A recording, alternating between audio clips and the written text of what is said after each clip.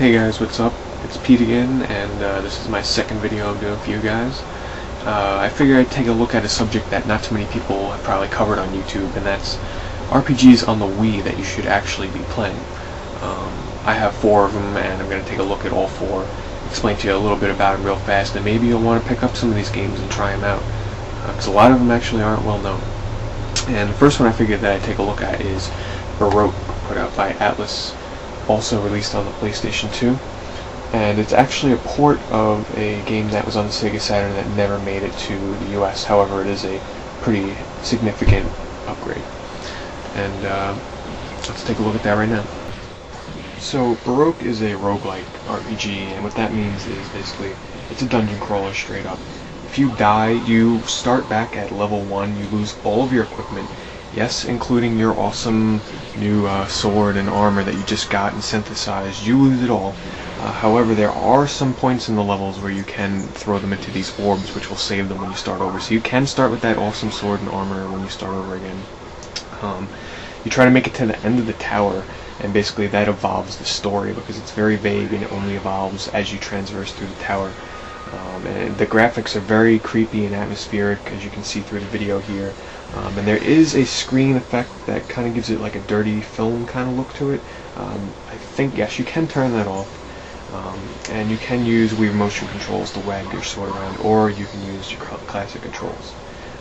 So overall, I would recommend Baroque for more of the RPG fans out there that are in the mood for a challenge, or up for a different kind of story, different kind of visuals, and just something different overall. And some other games that you can check out real fast if you have a DS.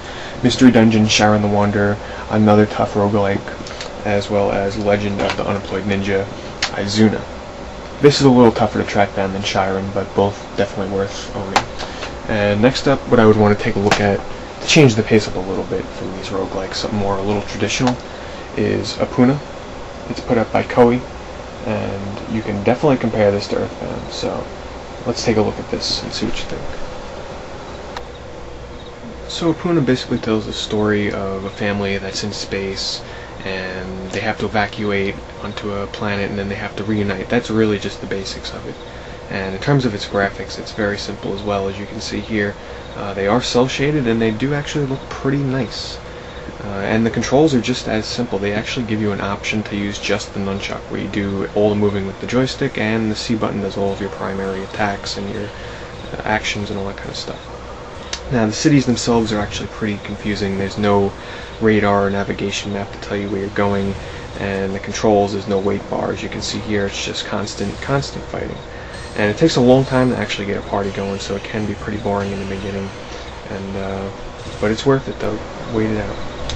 So overall, I would really recommend Epuna to people that are just starting out with RPGs and can handle a really slow beginning, or the hardcore fans that are fans of Earthbound and its quirkiness, because Epuna is very quirky in terms of its visuals and characters and everything. So I would say for those two types of people, I'd say go for it.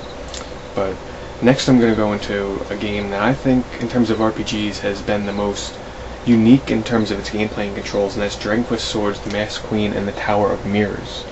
And let me just explain to you why I think that this is one of the most unique RPGs to come along in a long time. So Dragon Quest Swords is, very simple in its interface. It has one town. It's all kind of like an on-rails movement with different paths in there as well. And then in town, you got your weapon shop and your item shop and armor and mini games, and they even go back as far as to have, the church to save your game there, so you can't save anywhere but there. And same thing with battles, it's on a straightaway path, and you take multiple routes. However, this is where the game gets pretty fun and interesting, is during battles you have to block projectiles, and you actually have to aim with the remote to block them, as you can see in the videos before. And attacking as well, you just do your slashes on your sword, but you have to plan them strategically, so you can't just go out there wailing. Well, some enemies you can, but most you have to wait until just the right moment to strike on them.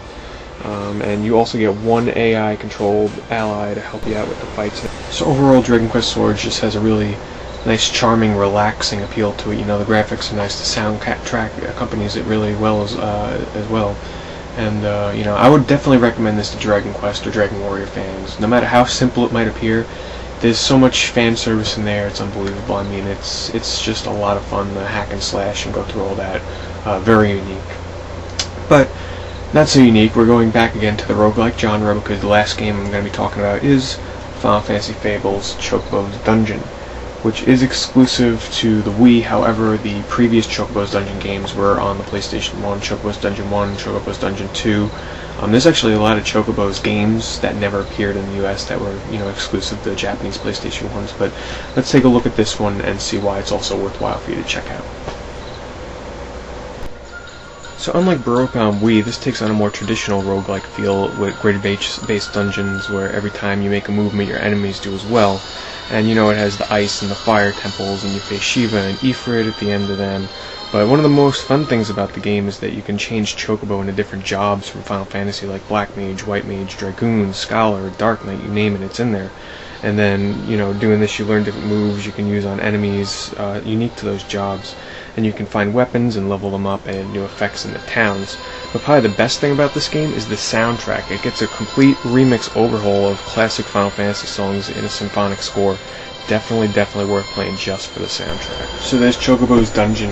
I would recommend this definitely to hardcore Final Fantasy fans, but casual Final Fantasy fans that they just played Final Fantasy 7 or 8 or something like that, going into this game expecting something similar, they're gonna absolutely hate it if they have no idea what a roguelike game is, because it does get very tedious, and in terms of its difficulty it can get pretty unpromising. But Final Fantasy fans, there's a lot of fan service in there for you. I would highly recommend it, but definitely check out some more videos online on YouTube and see if it possibly would be your cup of tea. So that wraps up my look at 4 RPGs on the Wii that you should definitely check out. Be sure to comment and subscribe if you enjoyed the video, and look forward to more of my videos in the near future.